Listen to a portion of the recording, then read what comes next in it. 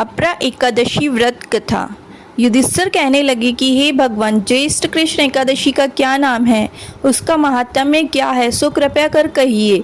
भगवान श्री कृष्ण कहने लगे कि हे राजन, यह एकादशी अचला तथा अपरा दो नामों से जानी जाती है। पुराणों के अनुसार ज्येष्ठ कृष्ण पक्ष की एकादशी अपरा एकादशी है, क्योंकि यह अपार धन देने वाली है।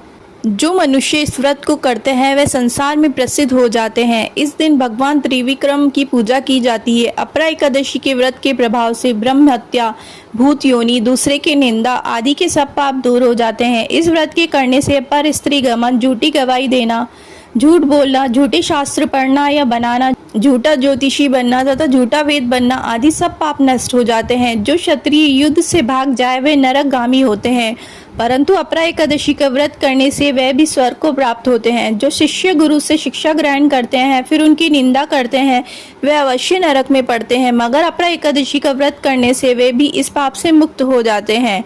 जो फल तीनों पुष्कर में कार्तिक पूर्णिमा को स्नान करने से या गंगा तट पर पितरों को पिंड दान करने से प्राप्त होता है, वही अपरा एकादशी का व्रत करने से प्राप्त होता है। मकर के सूर्य में प्रयागराज के स्नान से, शिवरात्रि का व्रत करने से, सिंह राशि के बृहस्पति में गोमती नदी के स्नान से, कुंभ में केदारनाथ के दर्शन या बद्रीनाथ के दर्शन, सूर्य ग्रहण में कुरुक्षेत्र के स्नान से, स्वर्ण दान करने से अथवा अर्ध प्रसूता गोदान से जो फल मिलता है वही फल अपरा एकादशी के व्रत से मिलता है। यह व्रत पाप रूपी वृक्ष को काटने के लिए कुल्हाड़ी है, पाप रूपी ईंधन को जलाने के लिए अग्नि, पाप रूपी अंधकार को मिटाने के लिए सूर्य के समान, मृगों को मारने के लिए सिंह के समान है। अतः मनुष्यों को पापों से डरते हुए इस व्रत को अवश्य करना चाहिए। अपरा एकादशी का व्रत तथा भगवान का पूजन करने से मनुष्य सब पापों से छुटकर विष्णु लोक को चला जाता है। इसकी प्रचलित कथा के अनुसार प्राचीन काल में महिध्वज नामक एक धर्मात्मा राजा था।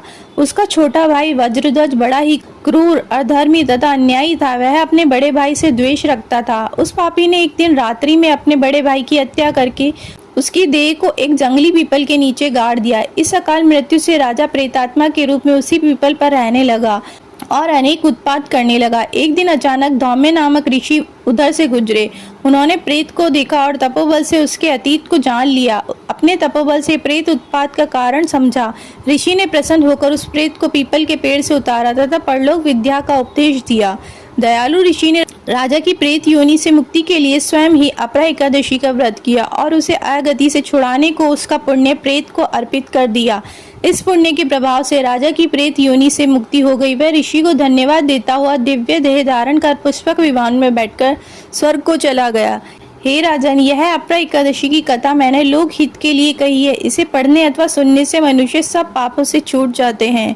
बोली श्री हरि की जय, विष्णु भगवान की जय।